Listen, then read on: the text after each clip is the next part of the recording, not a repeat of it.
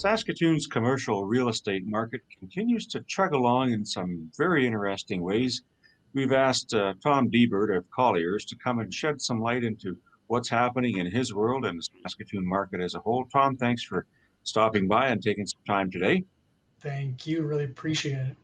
I want to talk a little bit about yourself and the role that you do with Colliers. Who is Tom and what does he do in a typical day? So yeah, I guess Tom, personally, I'm from Humboldt, graduated from the U of S, went to Germany for half a year, and then essentially came back, started working at Colliers, and I've uh, I've been here for just about 10 years.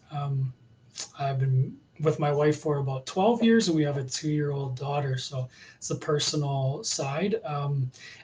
At Colliers, I guess just to explain what Colliers commercial real estate is, we don't, contrary to some belief, we don't own any real estate, neither the or own the real estate that we have signs on, neither the brokerage nor the agents. The relationship is with the owners, and then we work on their behalf to market and transact those properties. So brokerage is a pretty generic description, but we work with landlords, buyers, sellers, tenants, right? Colliers has a lot of other service lines as well. So obviously, property management tags along well with brokerage services, debt advisory, which is essentially commercial lending, commercial brokerage services, and then project management and workplace strategy. So full spectrum of services from Colliers. You've got a network and a team that you work with, local family man. You know the city well. What's been your experience? I'm going to say pre-COVID and post-COVID in terms of the commercial and industrial markets. What are you seeing with people who are either looking to expand or downsize or outright close their businesses, and what happens to those properties?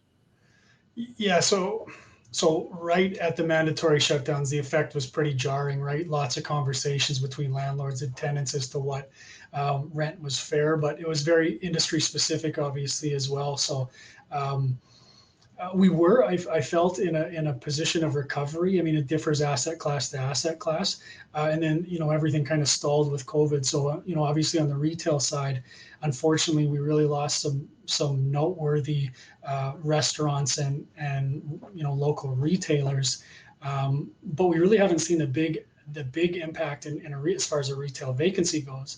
And we've even seen some opportunistic food and health services users, start up in the last 6 months. So that's been positive.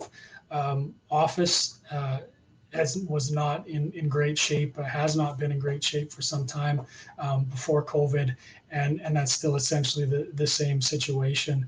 We did see some expansions, small office expansions initially, but that slowed down, in this winter. And then some bigger office projects that got put on hold. And, as you can imagine, nobody really wants to design an office space in this COVID environment. So industrial, that's far and away our biggest asset class. It's been solid. It was already well on its way to recovery. It's been solid this entire time.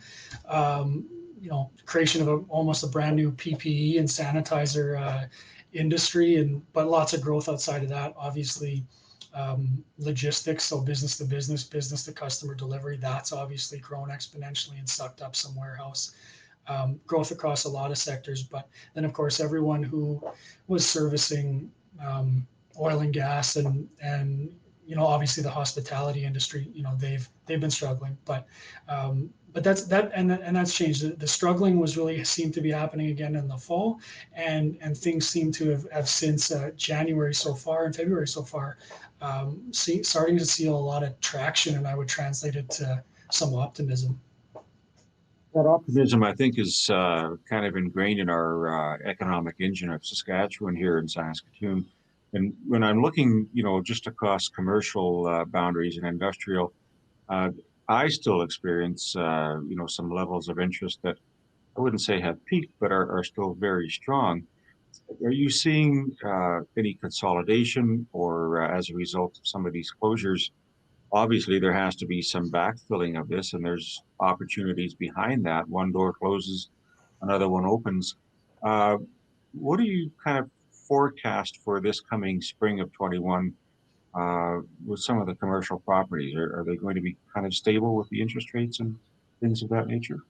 Well, I think interest rates are just one piece of the incentive pie towards, towards buying and towards opportunities, just, moreover for occupiers. Again, asset specific, I'm looking at office. These changes are really going to pry loose, a lot of for lease space and owner occupier space that just wouldn't have come available, 5, 6 years ago. So it is really going to present a lot of opportunities in that light. We really haven't seen the foreclosures that you may have expected over the last year. A lot of strength from occupiers, business owners, and a lot of strength from local landlords that have really weathered the storm over the last year. So not a lot of change. Some more opportunities, and especially with the shrinking, that will create some opportunities for people to start up new businesses as well across all sectors. So talk a little bit about the office environment. I mean, we have a strong downtown and related neighborhoods around it. When we look at announcements like a downtown festival site or a farmer's market or expansion of public areas like that, what does that do to you in your role with a place like River Landing and office development in that general part of the city? Well, there's kind of two different pieces there. I guess there's the office health and there's the health of the downtown, and that's the downtown has been struggling by way of vacancy rate, and I mean just when you think about the people not in offices, that just destroys your main floor retailers. So it's not really conducive to a vibrant downtown, but hopefully that comes back in spades at some point. And festivals to tack on, and a lot of downtown events to really create a vibrancy downtown again, would be fantastic. But you have projects like River Landing, which is just an out of province or an international spotlight on our river, and the amount of investment in a project like that is really fantastic for Saskatoon. And those type of projects will certainly be able to weather this office storm. Sort of the phrase in our industry is a flight to quality. So buildings like that will not struggle to tenant office space to fill office towers, just because of the quality of the product. And a lot of people ask me, well, the office market is dead now that everyone is going to work from home. Well, the trend before COVID was more people in less space, so densifying, smaller offices, shared workspaces, hoteling. That's a trend that's probably going to stop to a certain extent. So you'll see the bigger users taking more space, the smaller users taking less space. So I think the net effect in office downtown will be zero. And I think an interesting thing is, for larger markets where people maybe made home purchase decisions based around where they're working, maybe you'll see a functional change of office use going forward. But for a market like ours, where a commute is 15 minutes, I think that we'll just get back to normal at some point, 6 months, 12 months down the road. It's from an office, downtown perspective, hopefully. Tell us if I was an existing property owner, or I wanted to expand from my investments and wanted to look at something in a commercial or industrial property, what little nuggets can you give us to kind of capture our interest in maintaining the market growth that we're seeing?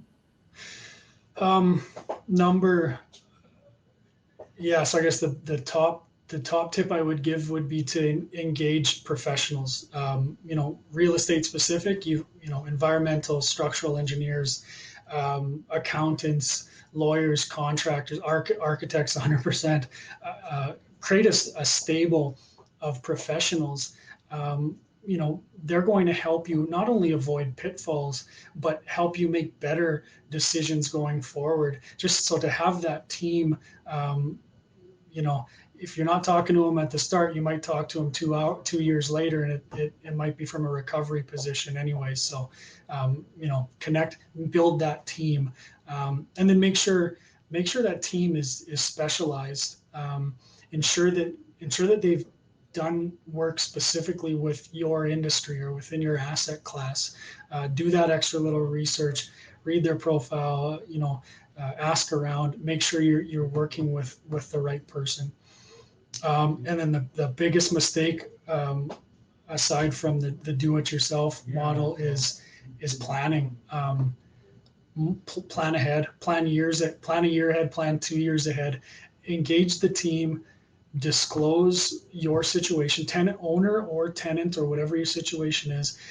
Disclose your situation, give your agent the full picture of what you're working with, the full history, and then treat them as a partner on your project, whether it's expanding to a second or third location as a tenant, or selling one of 2 buildings or 3 buildings you own.